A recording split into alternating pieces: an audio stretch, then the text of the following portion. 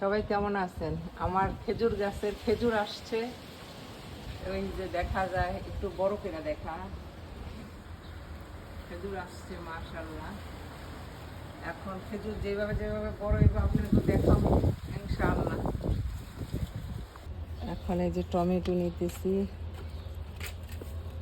আল্লাহর রহমত বরকত ডেলি কিছু না কিছু থাকে আমার জন্য।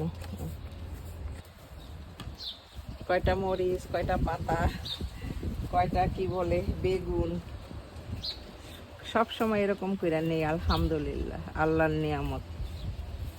আল্লাহ চাইলে সব দিক দিয়ে নিয়ামত দিতে পারে, আল্লাহর মেহেরবানি সব কিছু।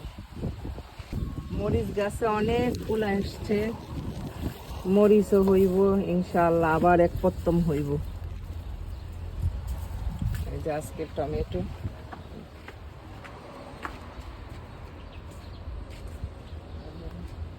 বেগুন গাছে এত বেগুন হয়েছে, নিচে নিচে নিচে নিচে একবার আবার এক তরকারি খাইতে পারবো। আজকে হাওয়া, অনেক হাওয়া। এখানে বেগুন হইয়া বেগুন পাইকে গেছে গা, কিন্তু আমি দেখি নাই, এখনই দেখলাম। বা আবার এটা নিমু কিভাবে, এটা এত শক্ত, ওকে বানকার কেমন ভিতরে এরকম বেগুন হয়ে থাকে, মানে বোঝা যায় না।